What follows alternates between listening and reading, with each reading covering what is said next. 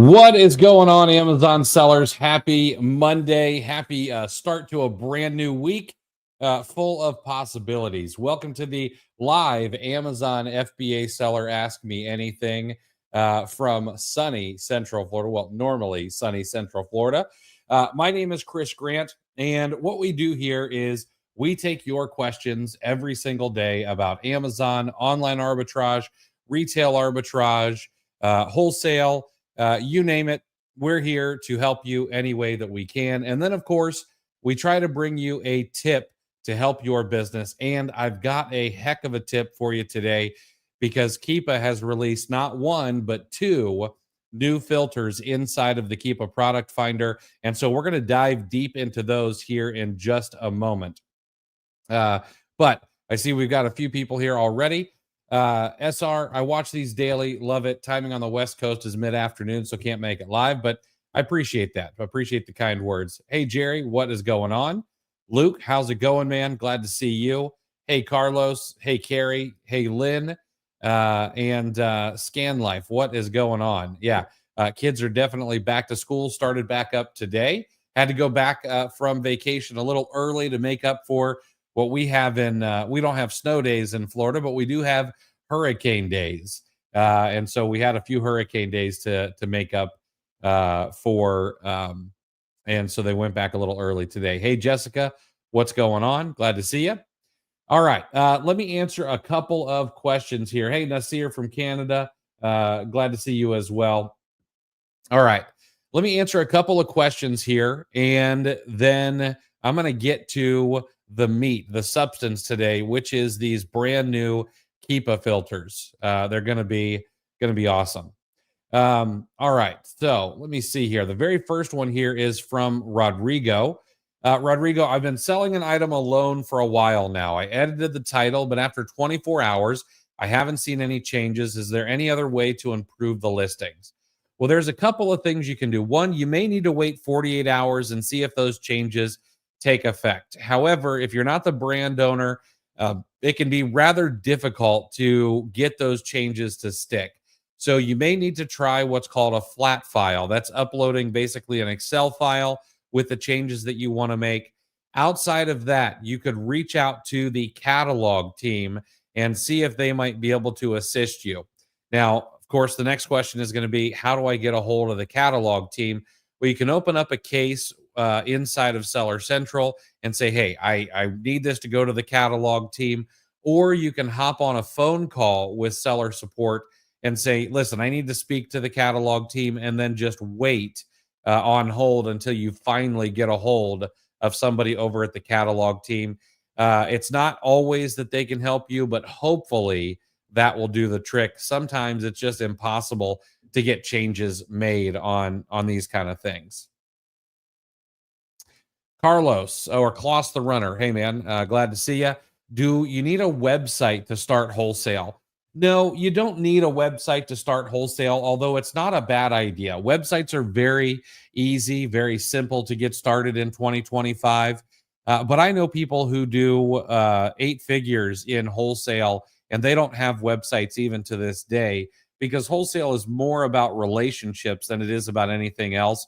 And if you can create those relationships, whether that's over the phone or going to trade shows, or heck, just going and pounding the pavement and knocking on doors and shaking hands and things like that, that's really what it's about, more than it is about having a website. But saying that, it should cost you about $15 to $20 to get a website up and running. If you need to hire someone from Fiverr, maybe it's going to cost you $150, $200 in total. But it's very, very simple to do. EFAN, you rock, Chris. Signed up for another refresher of the OA challenge. I swear your nuggets of knowledge are gold. I appreciate that. Thank you very much. Means a ton. Corey, happy Monday, Amazon sellers. May your week be as blessed and filled with as many positive vibes as the Detroit Lions have blessed me with this week. Yeah, congratulations, Corey. They did well. Matthew, hey man, when would you recommend getting more capital? Something really tricky has been managing cash flow and forecasting. Yeah, that is the tough part. Yeah, It really depends. If you are all in and this is the thing that you're going to do, then I would recommend getting more capital as soon as possible. Now, of course, you want to make sure that you are managing that cash flow properly. You're not servicing too much debt. I'm not I'm not gonna sit here and say, well, you should never pay interest because, I mean, in business, that's just not always going to be the case. You should try to pay as little interest as possible, of course, because servicing the debt can get rather expensive, especially if you're using credit cards. So, one thing I might suggest for you is make sure that you are on top of your books before you go and use leverage in your business, because leverage is fantastic. It really is. Okay. You give me a lever long enough and I will move even the world, as Archimedes would say. However, you can do the exact opposite. Okay. You put the lever in the wrong spot on the fulcrum, and you're going to go flying off the earth instead of moving the earth. So what I might suggest is maybe get yourself a bookkeeper, someone who can give you a monthly P&L, someone who can tell you exactly what your monthly margins are, and then go lever up. I'm not against that. Of course, make sure that you're taking your own risk profile into account. You don't want to become so over levered that you can't find a way to dig yourself out and you have to file bankruptcy or something like that. But if your business is solid and you know what you're doing, and your books are really good, nothing wrong in going out and getting a little bit of leverage. There are plenty of credit cards you can get with 0% interest rates for 12 months. You go out and get yourself an SBA line of credit at a fairly decent interest rate. It's going to be a heck of a lot better than the 25 or 27 or whatever it is on a credit card. And often you'll get a larger line of credit than you would with a credit card. Excuse me. All right, let me power through some of these questions, and then I'm going to share with you guys the Keepa filters. All right. So, what do you sell in the Mexico market? I don't. I don't sell in the Mexican market. I try not to sell outside of the U.S. yet. My business is not big enough, really, in my opinion, for it to make sense. I've got plenty of room to run up the US marketplace before I were to add other marketplaces. If I was doing 8 figures, and I was like, it might be easier just to grow another marketplace rather than continuing to grow the US marketplace, I would. But you got to remember, there are companies like Pattern doing $1 billion in the US marketplace alone. So there is plenty of runway. And I don't have to deal with the problems that other marketplaces happen to have. If, for example, if I want to sell in Canada, and let's say I want to sell grocery products, well, in certain provinces, I have to make sure that the labels are in both English and in French, but not all provinces. Well, I have no way to be able to really handle that. So all of the products that I sell in Canada would need to be in French and English. There are certain products in the US that are illegal in Mexico. Don't take my word for this, but I believe that I heard that something like Q-tips were not legal to sell in Mexico or something along those lines. And that's not a headache that I want to deal with. Hey, Rodrigo, do you want to change? No, I don't want to. Do not want to change with you. We've got our own cold front coming in. I'll take the 40, 50 degree weather. You guys can keep the stove for now. Deal Hunter question: what's a skew versus an FN skew? Well, a skew is a stock keeping unit. Okay, and that's all that means. It's something that's used in retail. Okay, and skews are going to be any business that has inventory probably has skews. FN skew just stands for Fulfillment Network Stock Keeping Unit. And so it's a SKU like any other SKU, except for it's specifically for the Amazon fulfillment network. Amar, hey, Chris, I received this email. Ravensburger North America Inc. has retained our law firm to represent it in connection with the unauthorized sale of products sold under the Ravensburger, Brio, Think Fun, and Wonder Forge brand names in the United States from Voorhees. So that is a fairly typical email or letter. Oh, it was an email. If it was an email, that goes into trash. They have no idea whether or not you got that.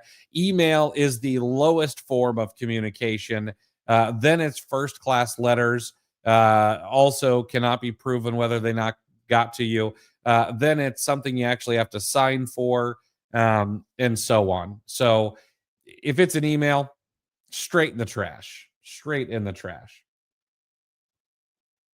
Beth, hey, have you heard from any sellers getting in trouble with brand names and bundles? Seems like it was said they would start enforcing late Q4, but haven't seen any conversations about this.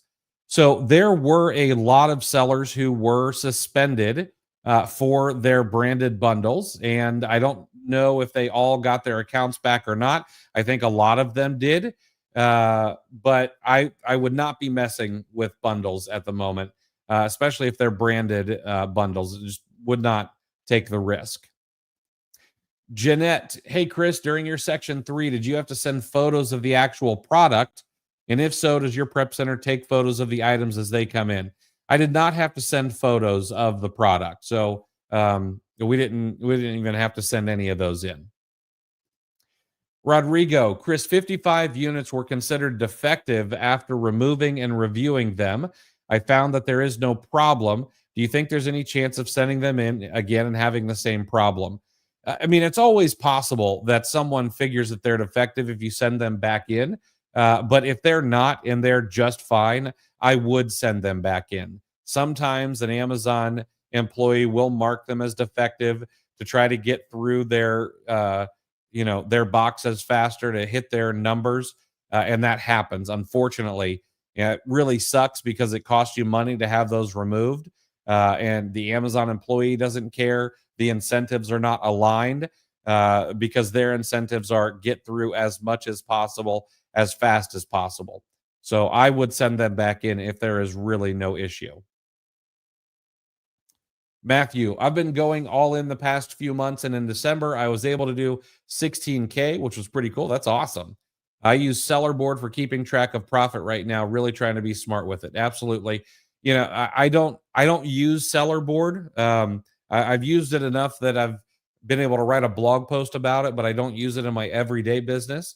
So I don't know enough about it, but make sure you're also taking into account your fixed costs and things like that, any subscriptions, etc., to make sure your numbers are right. Another question you had, when's a good time to start using a prep center? I'm not sure why I haven't just yet, since I often pay New Jersey sales tax on my orders. So my opinion is I would be using a prep center as soon as possible. One of the things about prep centers is a lot of them are going to have a minimum volume that you need to send to them for them to accept you as a client. So find one that will take you. I don't know what your volume, 16,000. That's a fair number of units depending on your average sell price.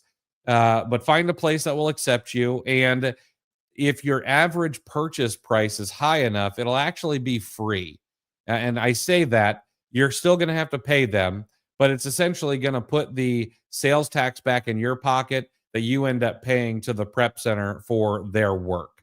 All right. So if you go over to cleartheshelf.com, I've got a blog post with hundreds of different prep centers you can reach out to, you can interview. I've even got some information on there as to what questions you should ask and things like that to be able to find yourself a prep center that will be helpful. But in your case, I'm guessing you're also working a 9 to 5 or going to have some sort of other job. Using a prep center will free up more of your time to source, which is the lifeblood of your business. And yeah, Corey, I'm right on track with you. I think it is okay to run up credit cards in the growth stage if you are being honest about your profit, know you're heading in the right direction. It's all right to service some debt. I'm not against that. And also know the risks. You might get shut down for a little while with a Section 3. It seems like those are just It's just going down the board. So if you have a plan for that Section 3, you know what's going on. You're taking your payouts as soon as you can to pay on those credit cards. You should be okay. And know that Section 3s, you can speed run them for the most part nowadays.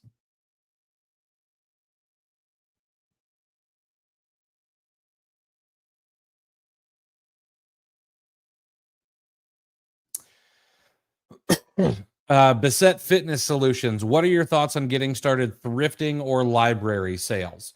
So my opinion is that if you have a low amount of capital, thrifting and library sales are a great way to get very cheap inventory. Now, it's a little bit different than when I started. When I started, it was okay to thrift new items and sell them on Amazon.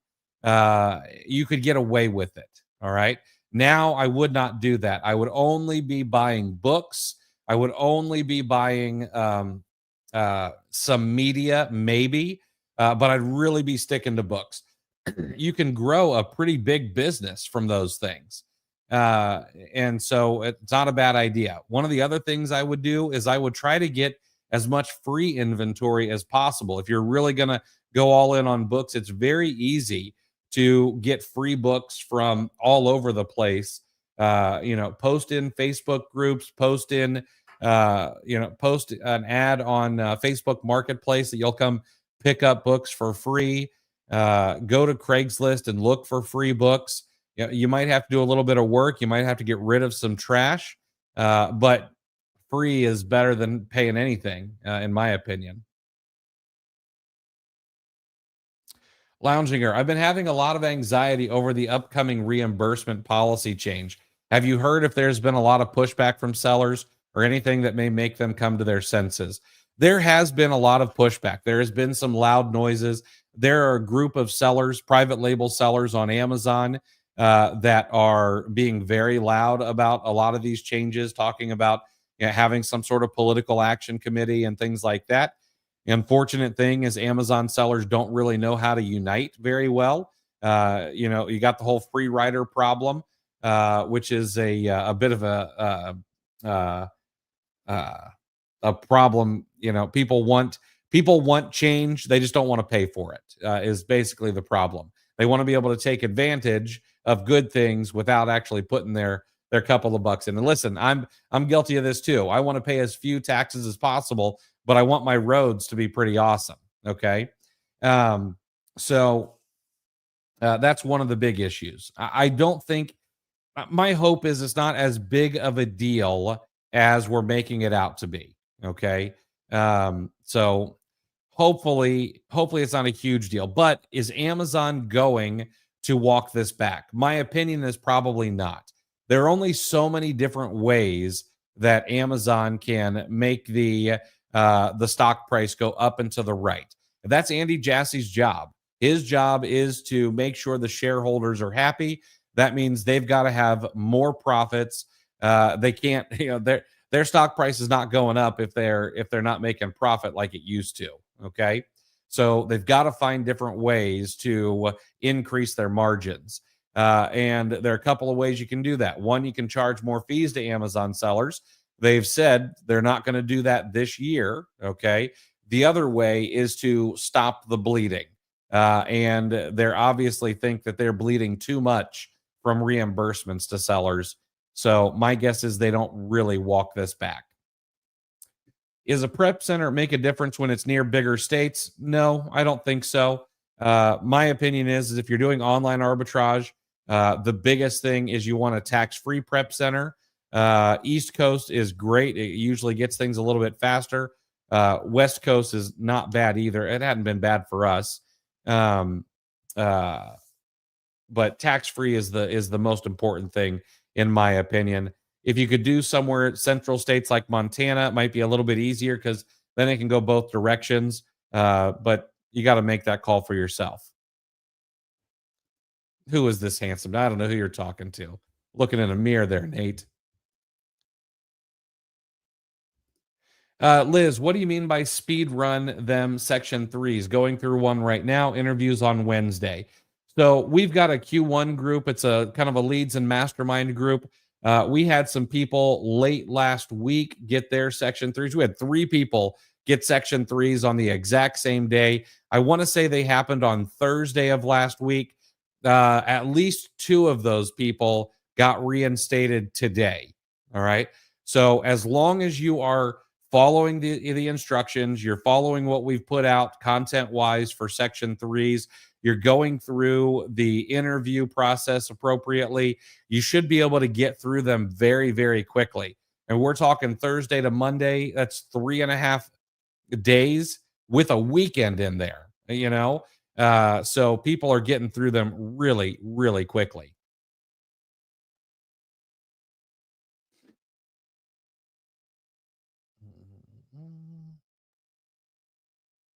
Is everyone bound to get a Section 3? My opinion is that most people will end up getting a Section 3. All right. But Section 3s, in my opinion, are not really that scary as long as you're sourcing appropriately. They really just want to make sure that you're sourcing legitimate products from legitimate suppliers. And they want to make sure you are who you say you are. Okay. They don't, those people who are using third party companies to run their businesses, I think a lot of them might be screwed because they may not be the ones showing up for the Section 3 interviews. All right. But I don't think it's too big of a deal. All right. I won't forget the Keepa filters. I promise. I'll stay a little extra here. I wasn't expecting so many questions today. But yeah, here's the other thing. Okay. I wouldn't dwell on the Section 3s. I wouldn't be nervous about it. Like, understand that it may come down the road. Have a plan to kick it in the rear when it happens. Get it done as quickly as possible without overreacting, without letting the anxiety keep you up at night. Like, it'll be fine. Okay. You're an entrepreneur. You're not just some reseller. You will get through it. I promise. Let's see here.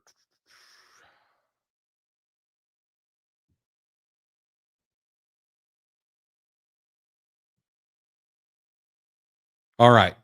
All right. I think I got through most of the questions here. Let me go over.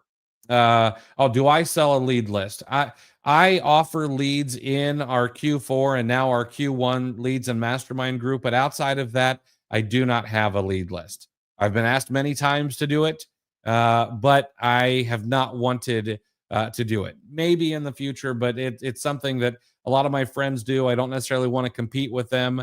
Number one. And number two, it's a lot of management and it's not my favorite thing to do. All right. All right. Sorry. What is a Section 3? A Section 3 is a kind of a suspension light that happens on Amazon where they might suspend your inbound shipping capabilities. You'll still make sales. Your inventory will still keep going. You may not be able to take a disbursement from Amazon, but they want to verify the authenticity and the supply chain of your products. That's what it is. And they want to verify that you're a real person. So you go through a video interview. They make sure that your face matches up to your ID. They make sure you can answer questions about your business. When did you start on Amazon? Who has access to your account, et cetera, and so on. They want to make sure that your own supply chain, going from retailer, supplier, to prep center to Amazon fulfillment center, is all something that you have control of. And that's about it. Okay. You send them receipts, you send them bank statements, you send them credit card statements, you send them your LLC information, your ID, et cetera, and so on in a nice, neat little package. And then you usually get through the Section 3 pretty quickly. Okay. All right. Matthew, I'll get back to you. I promised that I would get to this new information with Keepa. Okay. So you guys know that I love Keepa. I was looking on Keepa today, just scrolling through, seeing if I could think of a new filter to use, as one does as an Amazon seller. And I happened to notice that down in the set of filters called Buy Box, there are 2 brand new filters. One of them is called Standard Deviation. One of them is called Flippability. Okay. We're going to go over the standard deviation first. All right. Well, actually, first, let's talk about what these filters are for. Okay. These filters are essentially to make it easier to find Amazon to Amazon flips. That is where you buy from Amazon at a discounted price and you sell back on Amazon for a higher price. All right. Now, what is a standard deviation?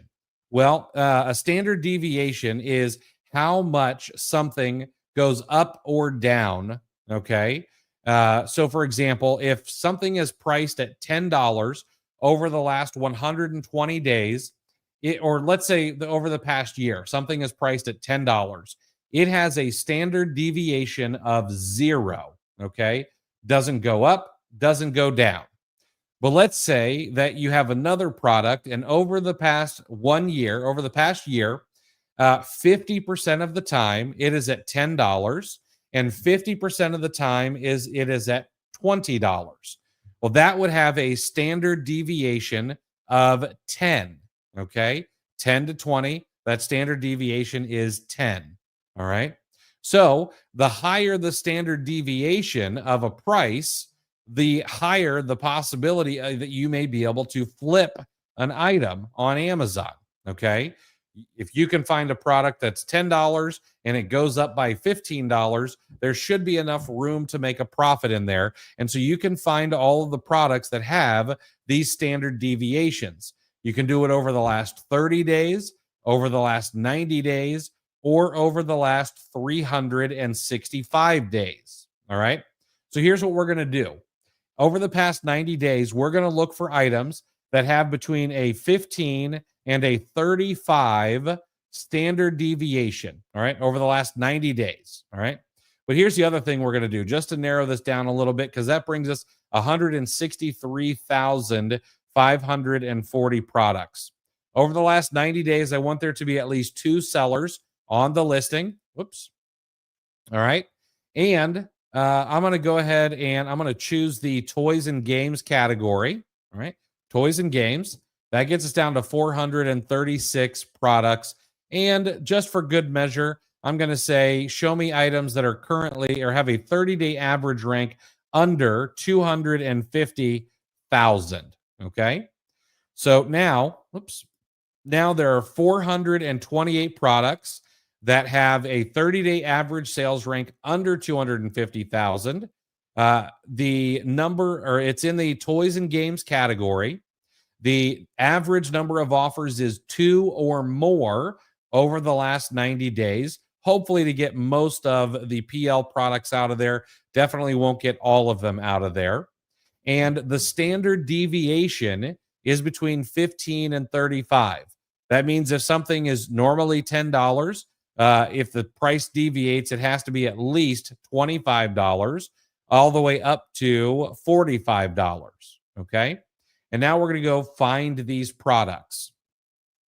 And when we come through here, what we're going to notice once it loads is we're going to notice, we'll look at this product here, for example. We can see that the normal price is $24.99. Amazon sometimes is up to $58.99, but we see a lot of $24.99.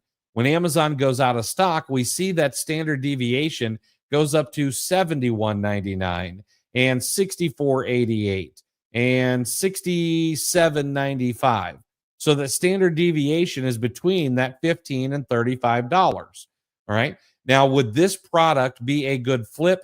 No, probably not. It seems like this may stay in stock for a while, but there was some trouble during Q4 of keeping this in stock. Okay. And we've got a ton of sellers on this item at the moment. All right. We scroll down a little bit further. We got the Barbie Dream House. Sure enough, we're seeing the exact same thing. We're seeing 125. Standard deviation goes up to 169, 199 when Amazon is out of stock, when they had some stock issues, very rare stock issues during Q4 here. Okay. Now, this standard deviation does not necessarily mean that it's going to be a good item to flip on Amazon. We hope it is, but it's not always going to be the case. All right. Like this item right here. This is a standard deviation where the price was 219. Now it's 195. So we hit that 15 to 35 standard deviation, but it's going in the wrong direction and it's not going Amazon in and out of stock. Okay. So that's all that is. Helps you figure out the standard deviation. Now, are there some other ways that you could use this, to find products that maybe are not Amazon to Amazon flips? Yeah, absolutely. Okay. We could go back to the advanced filter and we could say, hey, you know what? On top of this standard deviation, I also want Amazon to be out of stock at least, let's see here. Where is that at? I want to see Amazon out of stock at least 40% of the time over the past 90 days. Well, now I'm down to 254 results. All right. And I should see Amazon out of stock a little bit more frequently. Well, sure enough, I can see this one here. Amazon's not in stock on this, but the standard deviation is going down. Okay. So, not the direction we want this to go. But there will be other items in here where the standard deviation will be going up. Let's see if we can find one. Uh, a lot of these are going down. Here we go. This one looks like it's starting to come back up, but the standard deviation is because it was going down. Okay. Now, let's go to the other filter. The other filter is called flippability. Okay. Let me knock out that Amazon out of stock. All right. Amazon out of stock. We'll knock that out of there. Okay. Now, the other filter is called flippability. What has happened here is Keepa has come up with a scoring system on the flippability of a product. All right. Now, I don't know how they've come up with this scoring system. I scoured Amazon's data, Keepa's information, and I don't know how the score is come up with. Okay. But you get a score from 0 to 99 showing the price volatility. So the only thing I know is that the closer to 99 it is, the higher the price volatility over the last X days. Well, they don't even tell us how many days it is. All right. Well, it's 30, 90, or 365. Okay. Sorry. So over the past 90 days, here's what we're going to do. We're going to say, show me the items with a flippability score of 35 to 55. There's 961 products here. All right. These are toys and games that are ranked under 150,000 over the past 30 days on average and have 2 or more sellers on average over the past 90 days, but now have a flippability score between 35 and 55. We've got 961 products that we could go to. Not a super high score, okay? But we've got this product right here, okay? Amazon has been in and out of stock on this. We can see at 659. Amazon goes out of stock, price goes up to 997. They come back in at 689, goes up to 1168, etc. Okay. Not a crazy flip, not something I'm really interested in, but it meets their flippability score to be between 35 and 65, I believe. But we can keep going through here and we'll find more items where the price goes up and down and meets their flippability score. Okay. So Amazon's just trying to help you figure out items that have more price volatility. Now, of course, we could go in here and we could choose a higher number to get higher. We'll do 55 to 75, and we'll get items that have even higher price volatilities or should have higher price volatilities. Okay. We'll look at this bluey figure here. Well, sure enough, it had a 1 price volatility way out there. Okay. So that's not really going to be helpful. But let's look at this Naruto item here. Well, sure enough, if this comes back in stock at 1996 and it's going at 42.99 new, this might be a good flip. We might want to set this up. Hey, I'm going to track this for under 21.99, and maybe I could flip this profitably. Okay. So those are the ways that you can use those two different filters. I'm going to be doing some testing. I'm going to be coming up with some new ideas. As I get those new ideas, I will share them with you. All right. Now, I'm going to make sure, see what other questions we have here, and then we'll wrap this thing up so I can go make my kids some steak for dinner. All right. So, Matthew, question here is lead list first or VA? Um, my opinion is a lead list first. It's probably going to be less expensive. It's going to allow you to see what a professional thinks is a good product. You're going to be able to rabbit trail off of it, be able to get some ideas of new sources, things like that. I would not be getting a VA for sourcing until you've got your sourcing locked in and you can teach it to someone else. And then you have to be okay with them only being 80% as good as you. Okay. So if you're a level 5 Amazon sourcing person and you want to go get someone and teach them how to be a level 4, that's not really where you want them. You want to be a level 8 and you want to get them to level 6 or 7. And then, and then of course do your own sourcing as well. Okay, Jameson, I just want to make sure my understanding is correct. How can you tell if a product is selling a high amount per month? The lower the BSR, the higher the volume should be on Amazon. And then, of course, you can also look at the bought in the past month.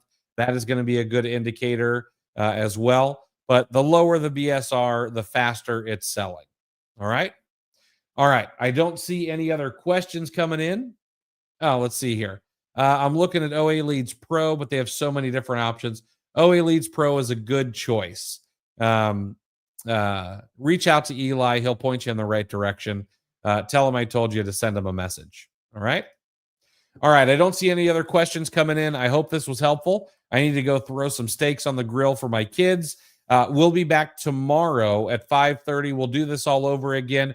Hopefully, I'll have some more ideas about how we can use these brand new filters with Keepa. And if I do, I will bring them to you and share with you how you could use them in your business.